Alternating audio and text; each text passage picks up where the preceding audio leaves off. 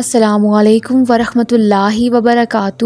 بیٹیوں سے محبت کرنا، انہیں عزت دینا اور انہیں جگر کا ٹکڑا کہنا، یہ بھی میرے نبی کریم صلی اللہ علیہ وسلم کی سنت ہے۔ ہر بیٹی کا باپ بادشاہ نہیں ہوتا، پر ہر بیٹی اپنے باپ کے لیے شہزادی ضرور ہوتی ہے۔ والدین سر پہ ہوں تو اولاد بادشاہ ہوتی ہے۔ اللہ سلامت رکھے سب کی بادشاہی۔ سیانے کہتے ہیں کہ اگر بیٹیاں نہیں ہوتی تو بابا کے جنازے سناٹوں میں اٹھتے۔ بیٹی وہ نعمت ہے کہ جب حضرت فاطمہ سلام اللہ تشریف لاتی تھی تو اللہ کے محبوب صلی اللہ علیہ وسلم بھی استقبال کو اٹھ کر کھڑے ہوتے تھے کہ میری بیٹی آئی ہے۔ حضور صلی اللہ علیہ وسلم نے فرمایا، میری بیٹی میرے جگر کا ٹکڑا ہے۔ بیٹی کی محبت سے مہکتا ہے گھرانہ، بیٹی تو ہے اللہ کا انمول خزانہ۔ اللہ جب خوش ہوتا ہے تو کسی گھر میں مہمان بھیجتا ہے، جب زیادہ خوش ہوتا ہے تو بارش برساتا ہے، اور جب مزید خوش ہوتا ہے تو بیٹی کی نعمت سے نوازتا ہے۔ حضرت محمد صلی اللہ علیہ وسلم نے فرمایا، بیٹیاں گھر کا نور ہوتی ہیں، انہیں کبھی دکھ مت دو۔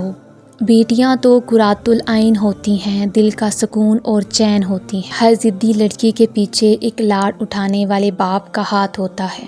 منتوں میں بیٹا مانگتے تھے، بڑھاپے میں سنبھالا بیٹی نے۔ بیٹے ہمیشہ باپ کی زمین بانٹتے ہیں، اور پتہ ہے بیٹیاں ہمیشہ باپ کا دکھ بانٹتی ہیں۔ بیٹی پیدا ہو تو خوشیاں منایا کرو، کیونکہ اللہ پاک کی رحمت ہر گھر میں نہیں ہوتی۔ نصیب والوں کی پہلی اولاد بیٹی ہوتی ہے۔ بیٹیاں بڑی ہو جائیں تو شک کی دیوار اونچی کرنے کے بجائے محبت کی رسی کو دراز کر لینا بہتر ہوتا ہے، کیونکہ محبت کی لگام تربیت پر آنچ نہیں آنے دیتی۔ باپ وہ واحد شخص ہے جس کے جوتوں سے بھی بیٹی کو محبت ہوتی ہے۔ باپ سے بھی ملتی ہے تو اجازت لے کر۔ بیٹیاں رخصت ہو جائیں تو حقدار بدل جاتے ہیں۔ باپ کے زندہ رہنے تک ہر بیٹی شہزادی ہے۔ بیٹیوں کے لیے باپ کیا ہوتا ہے یہ صرف بیٹیاں ہی سمجھ سکتی ہیں، کیونکہ باپ اپنے ہاتھوں میں جلتے ہوئے انگارے دیکھ سکتا ہے، لیکن اپنی بیٹی کے آنکھوں میں آنسو نہیں دیکھ سکتا۔